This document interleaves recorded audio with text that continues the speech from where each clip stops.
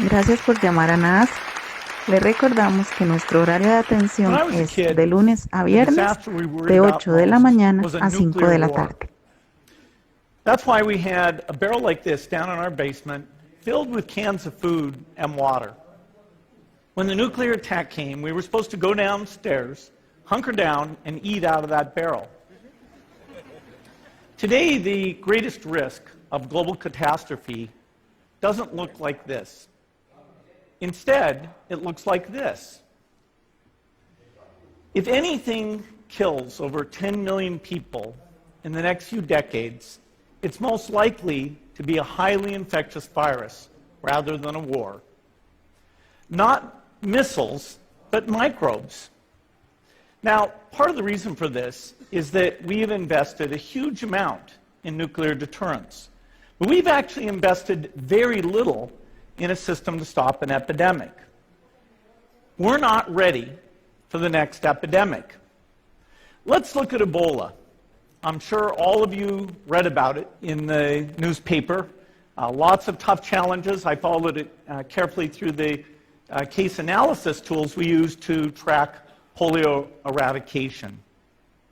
And as you look at what went on, the problem wasn't that there was a system that didn't work well enough. The problem was that we didn't have a system at all. In fact, there are some pretty obvious key missing pieces. We didn't have a group of epidemiologists ready to go who would have gone, seen what the disease was, see how far it had spread. The case reports came in on paper. It was very delayed before they were put online, and they were extremely inaccurate. We didn't have a medical team ready to go. We didn't have a way of preparing people. Now, Médecins Sans Frontières did a great job orchestrating volunteers, but even so, we were far slower than we should have been getting the thousands of workers into these countries. And a large epidemic would require us to have hundreds of thousands of workers. There was no one there to look at treatment approaches, no one to look at the diagnostics, no one to figure out what tools should be used. As an example, we could have taken the blood of survivors, processed it, and put that plasma back in people to protect them. But that was never tried. So there was a lot that was missing, and these things are really a global failure.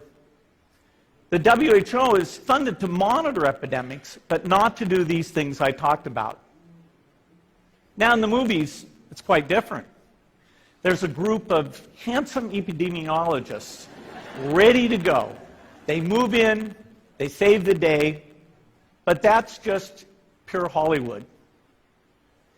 The failure to prepare could allow the next epidemic to be dramatically more devastating than Ebola.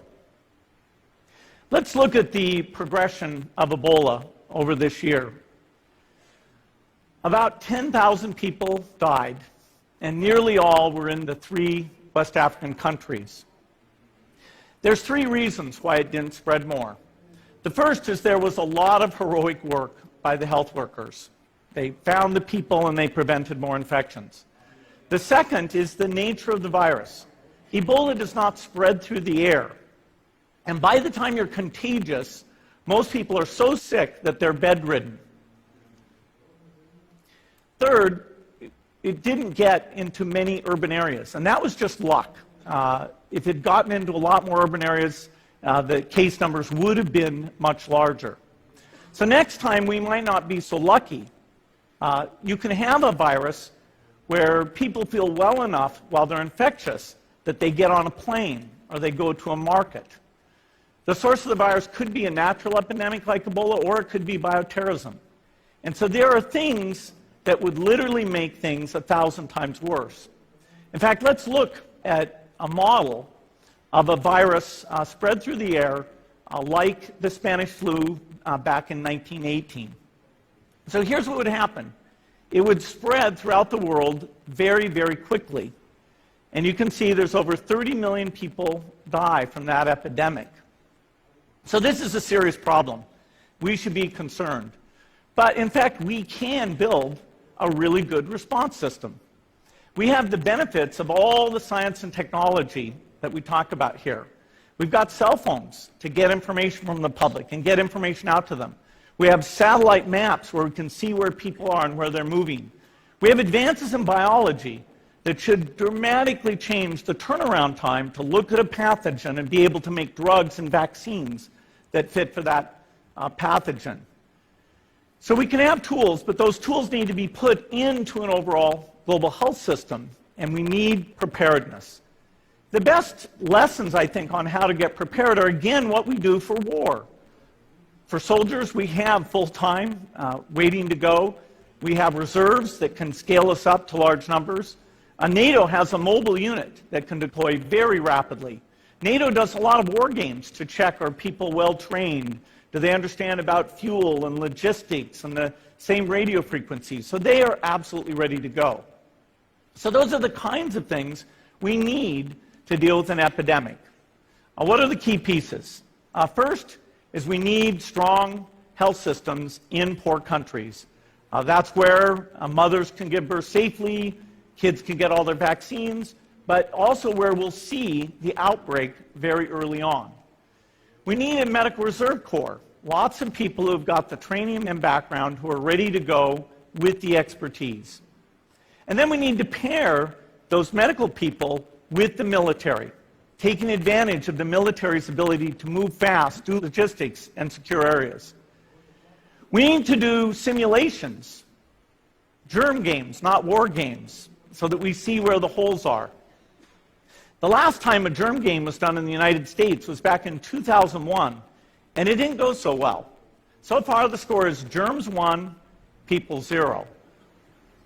Finally, we need lots of advanced R&D in areas of vaccines and diagnostics.